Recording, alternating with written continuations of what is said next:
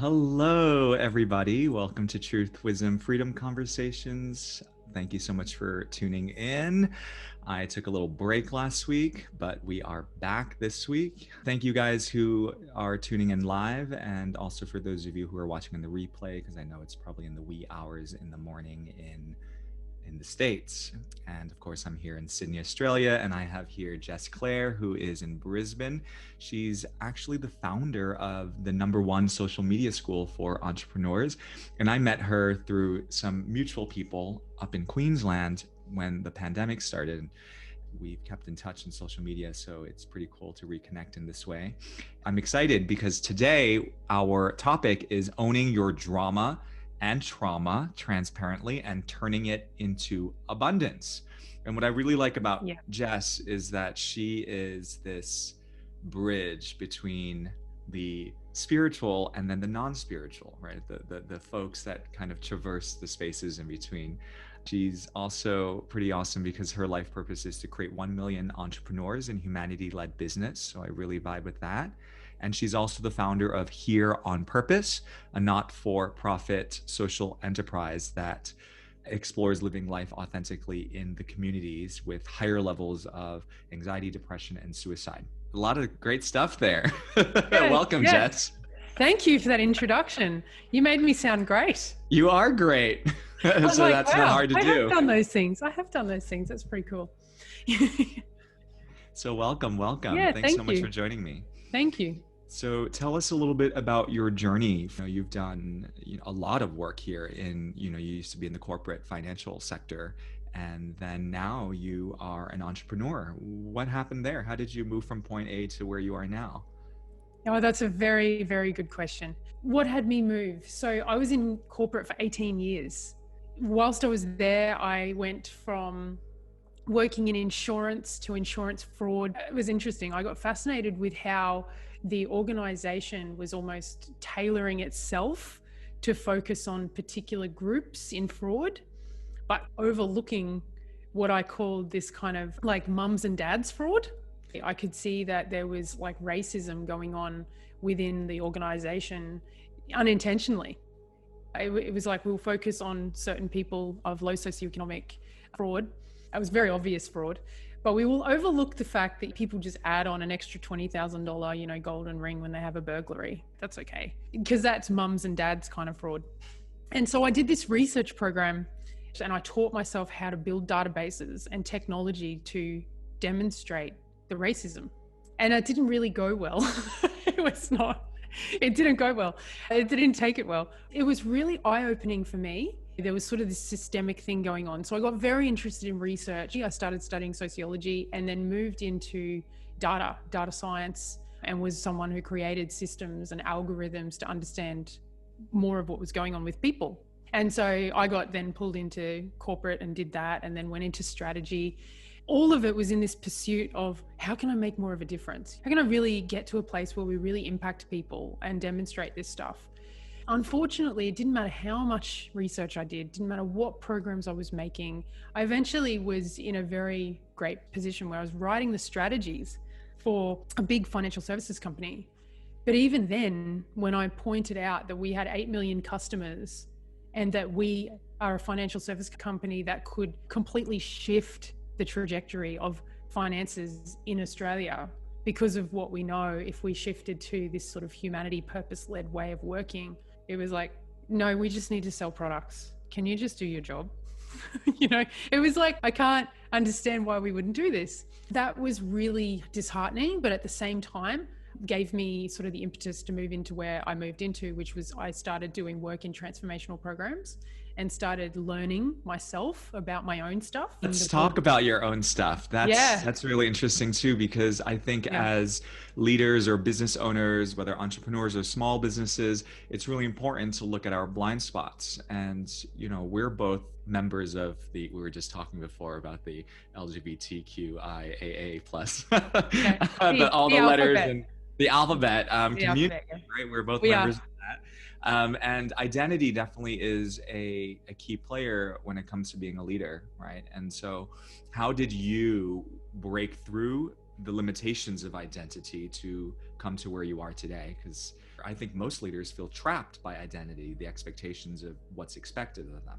It's really interesting. It's like there was this moment where everything seemed to be against me. Oh my gosh, I really want to get into making a real difference in the world, but I'm a lesbian, I'm a woman. And when I looked around, I kind of was in this group where people reinforced how hard it was to be gay and how hard it was to be a woman. I don't discount that there are definitely people say things and do things based on someone's sexuality and gender. However, this moment when I started doing my own work, I got to look and go, hang on, I'm the one who's not expressing myself. I'm the one who's not saying what I really want to say to my mom and my dad and my friends. So what would happen if I just do that? And I started doing it. And I had conversations. My family's really religious. They're Mormons. And they're like full on ones. They're not like just, we're a Mormon sometimes. No, they're really into it. My whole family. I was the one keeping myself away from them because I thought they were judging me, which inadvertently was me judging them. And when I said to them, I'm actually terrified that you'll disown me as a sister, daughter, if I tell you that I want to be with women, they were like, we don't agree with it, but we're not going to do that. And then at some point I was like, I don't need them to agree. They don't have to. That's okay. I have a very parallel experience, not Mormon, but very conservative Chinese Buddhists. And I also realized at a certain point, like what you said, I was inadvertently judging them.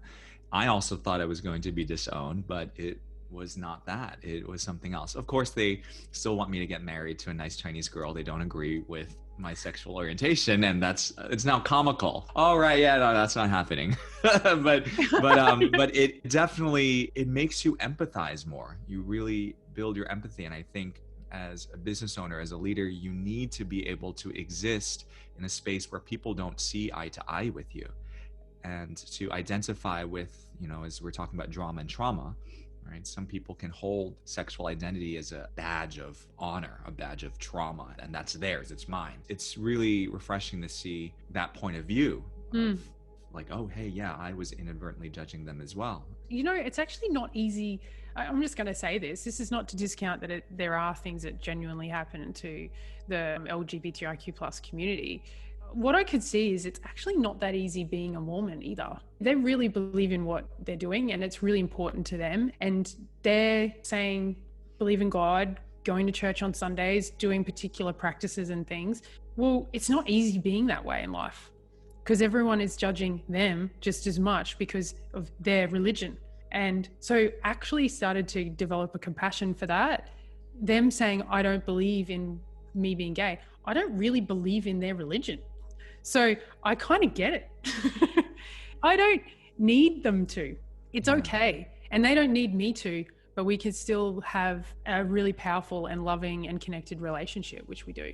Amazing. Yeah. So when was that realization and how did that understanding of yourself translate into abundance in your business and what it is that you do? Because there has to be some sort of cross connection between the personal development and then the financial abundance in our passions, right? So in one of my first courses that I did, I was a bully, right? I have to really own that I was a corporate bully. I was like, I'm going to get what I want and I'm going to make people do things. And I got rewarded for it, but I felt empty and I didn't have relationships I wanted. And then I'd blame it was because I was gay and I was female and all of this. Actually, I was just being an absolute asshole. I had this woman, I always talk about her, that was loving, really compassionate, but super bold.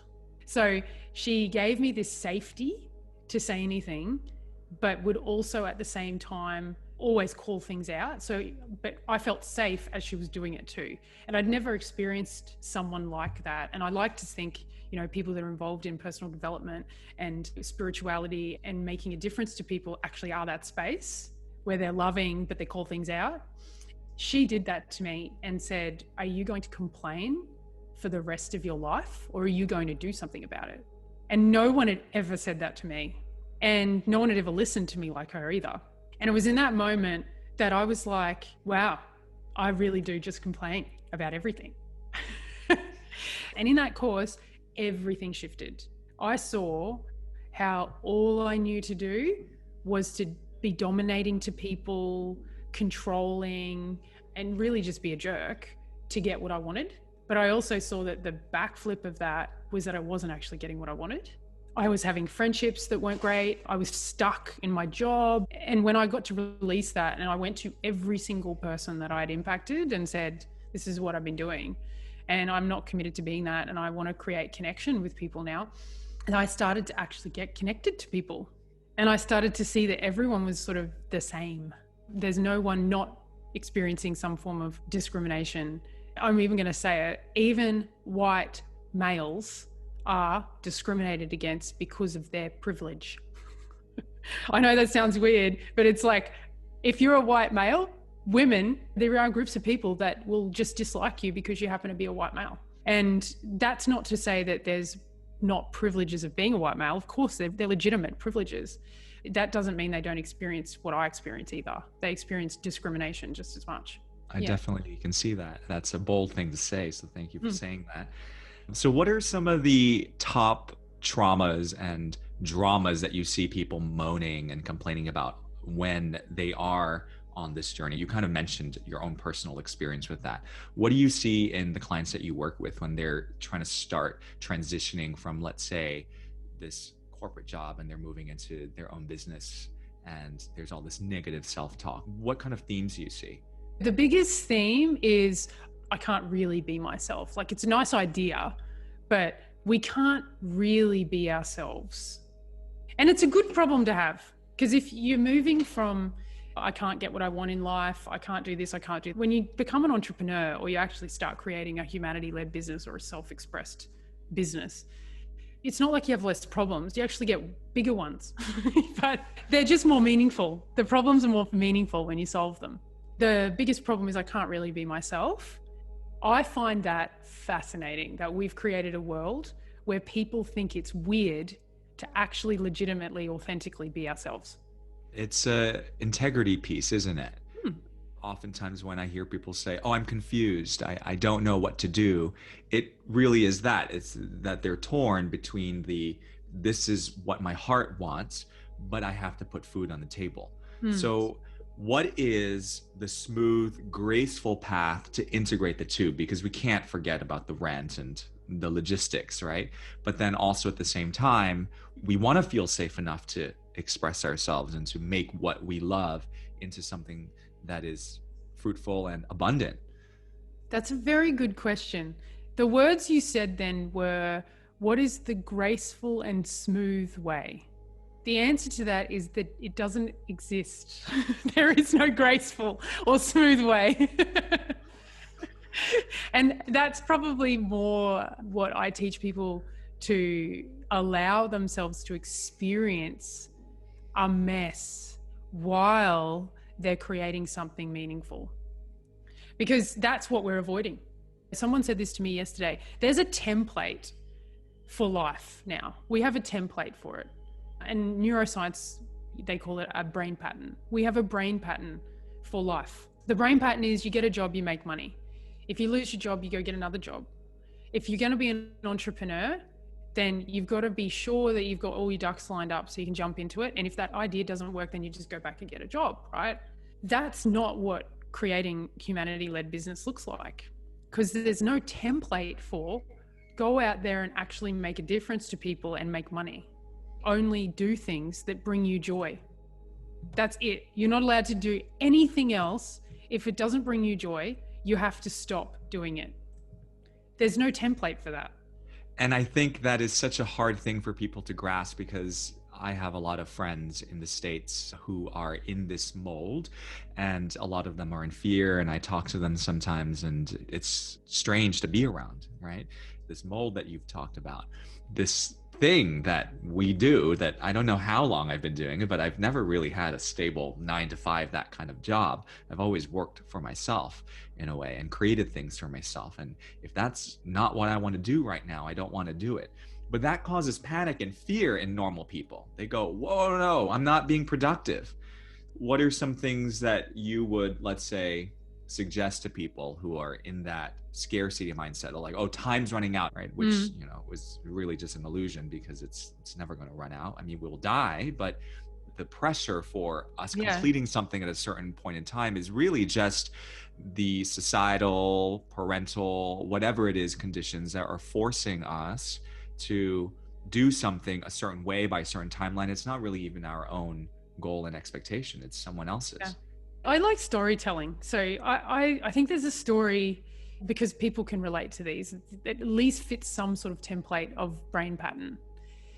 So our social media school, we have a 10-year curriculum, because there's no such thing as do a 12-week program and you become a millionaire forever.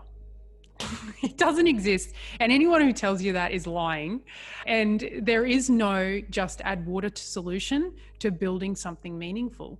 It doesn't exist. So we tell the stories of everyone that you know that has built something meaningful, like Gandhi. There might be other people out there. I mean, I use Osho, but in some circles, he's not a great example. But I love Osho. I love Osho too. But in terms of, some of the things he did, maybe a bit questionable, but that's actually a part of the journey where you lose everything. It's like people avoid this. People go, well, aren't you afraid if you end up, and you have because I've got 2 kids, right? Aren't you afraid if you end up with nothing?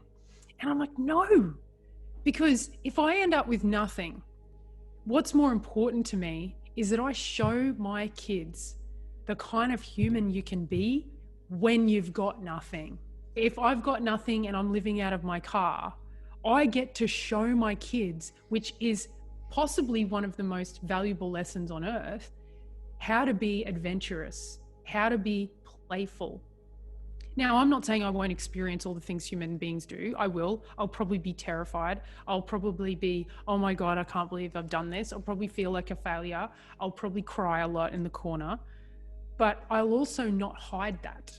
This is normal. This is what happens to human beings when we go through this stuff. But what I really want to embed in people is this is a part of the process of being human and creating something that matters. You firstly need to kill off your identity of anything you thought you were in the past. And you are now, like I'm doing, I'm creating humanity-led business, which no one is doing.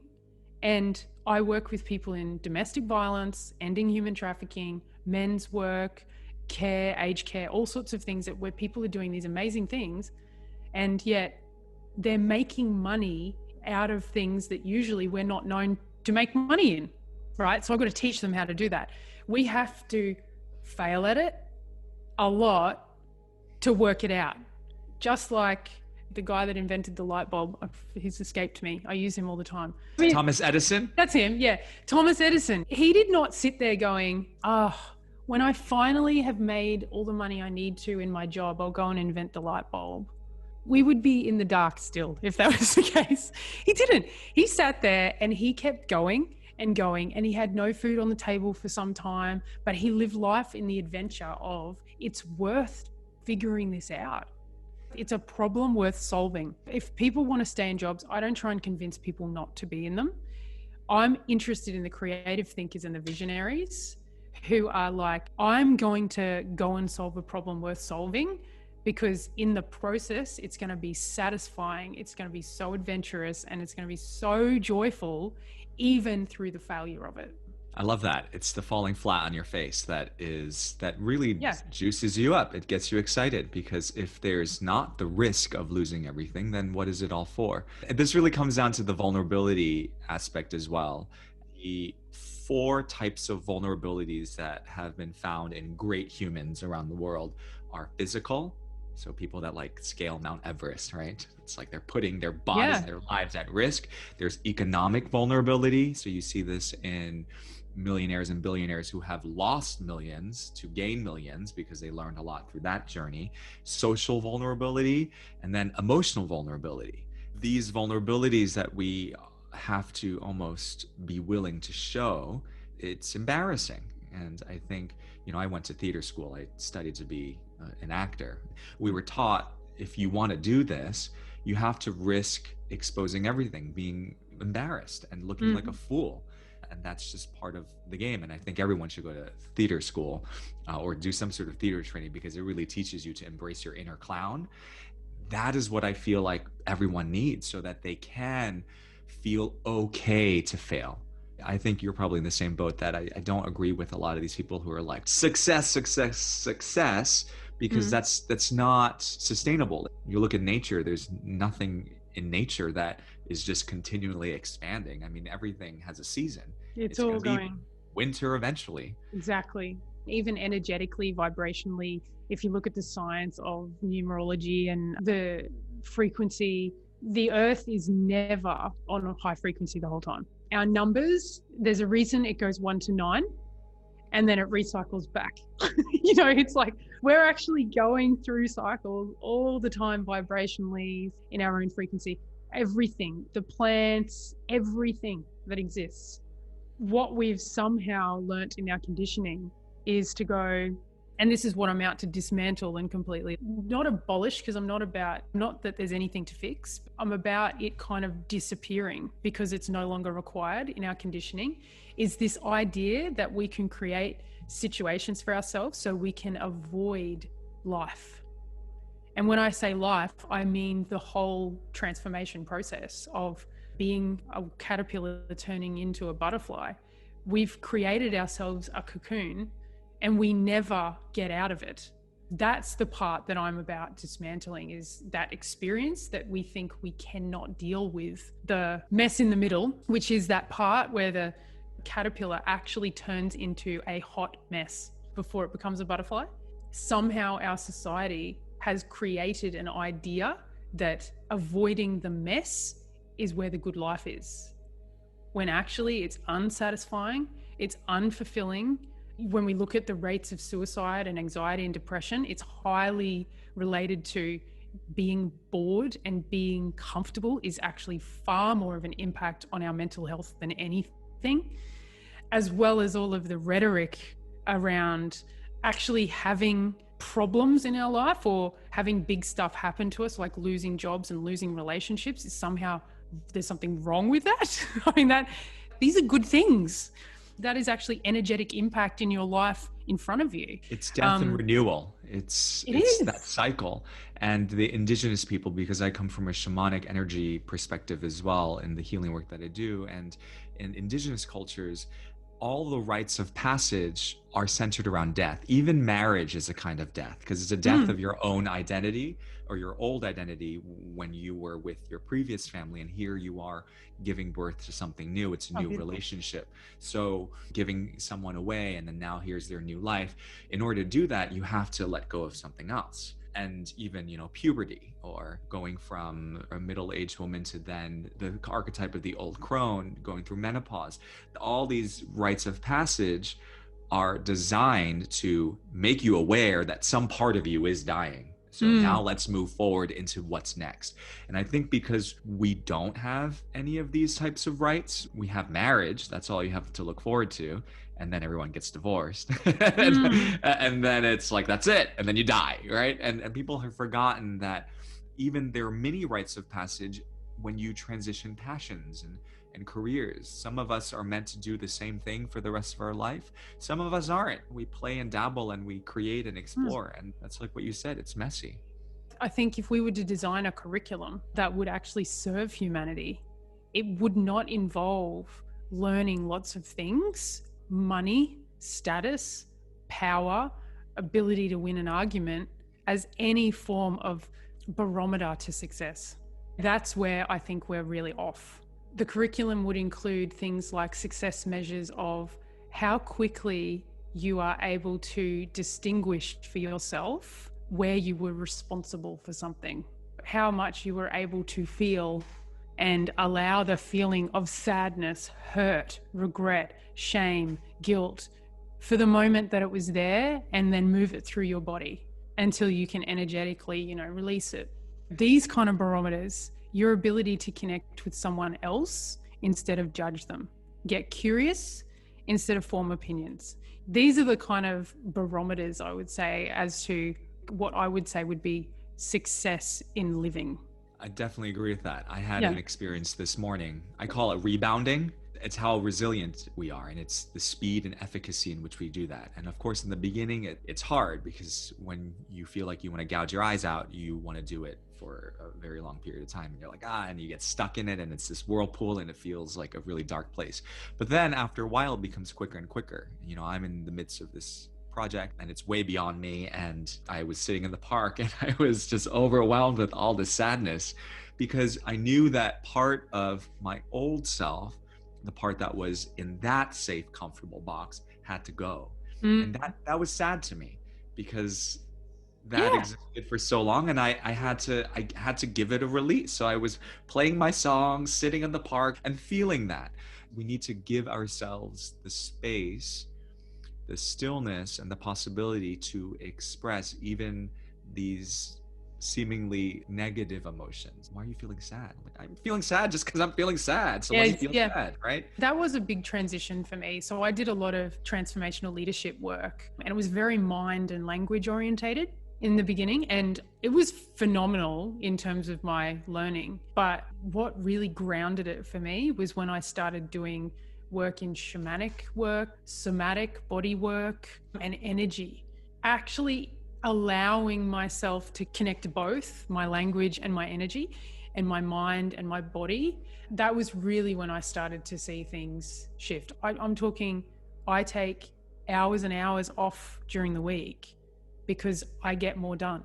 It's a real shift in thinking. I guess I can be a little bit spiritual here, can't I? Can I be spiritual? You are already very spiritual. Your essence is. Go for it.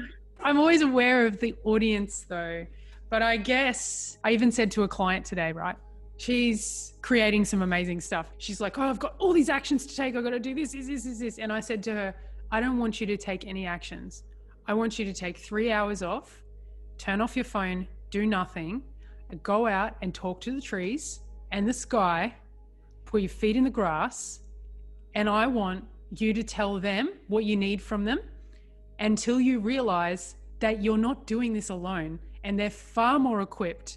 They're completely connected to infinite intelligence and far bigger than you are to make this shit happen. And she was like, oh, okay. When I think, take a risk, you're not really taking a risk. When you quit your job and you're sitting there going, how the heck am I going to get this to work? What you've actually just done is sourced so much energy to come through your body. We call that fear. We've actually just asked the universe to fully create something for us that we've never done before. You can feel the energy when you make those decisions. It's intense. That's actually one of the best things that happens. It's like you've just been given all the energy to create, right? And for sure is it's an energy. That's what it is. And what you do with it is what you do with it. You can waste it or you can use it as jet fuel. You get that energy in your body where you've just taken a huge leap. And you're freaking out. Oh my God, what have I done? What have I done? Actually, if you reframe, that's all the energy that you need to go recreate something. It's just been given to you and delivered to you by the universe. So I have a practice where I go outside and I stand in that energy and I'm like, okay, trees, sky, everyone, can you stop making me feel like this? And can you just take it and make it happen for me? Because it's intense. But it's that surrender to, I'll work it out. Yeah. And I always do. And people always do. If you really reflect on your past, you've always worked it out. That's how we're designed. Exactly. We weren't designed to just keel over and hit our head on the ground. Right? Yeah, exactly. We pick up one foot and we step, and that's just what we do. Yeah. What I could have said, I get really concerned because I come from a corporate background and I do have a lot of professional clients. What I could have just said is completely made up. Maybe the sky, the trees and all of this, maybe none of it's real. But the thing is, it empowers me and it gives me this consciousness that's so powerful that I go on to create amazing things. And I think that's far more important than worrying about whether what I'm doing is real or not. That's awesome. And I mean, that's a wonderful perspective to have. And I think that everyone can shift and learn from that there are things that are worth taking care of. And then there are things that will just sort themselves out. We don't need to pay so much attention to it because we're so addicted to the how that we forget the why. If we just stay grounded in the purpose and the long vision, you call it humanity-led business, right? if Yeah. we stay connected to that which is greater than ourselves, then we know that we're not alone. And then the little minutia, the details of how it gets done, you'll figure it out. You get a virtual assistant or something. I don't know. I don't Yeah. know what someone needs, but it'll get sorted out. It won't be the way you thought, because that's just your ego going, oh no, it has to be done this way. Well, that's a whole other thing, that you have to work on. But it just highlights where the blind spots are and what needs to be worked on. Yeah. Absolutely. Absolutely. I can talk on and on about, heart-centered leadership and self-expression and everything that you're doing with helping people express themselves in more authentic and transparent ways. And I love how real and honest you are in sharing about what some others might perceive as embarrassing or, oh, I don't want to share that, right? But you're just like, okay, I'm just gonna, here it goes, this is me. And that's great, because we need more of that. And more transparency, please, in every dimension of life. Any other words of wisdom that you would like to impart before we end?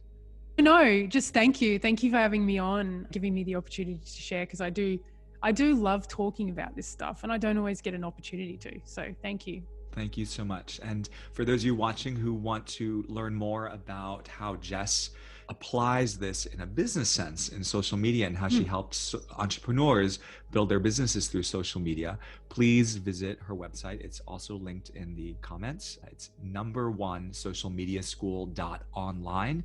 It's spelled NO, the number one, socialmediaschool.online. So do check that out. And thank you so much for spending your time with me and for sharing. Yeah, my pleasure. Thank you. Bye-bye.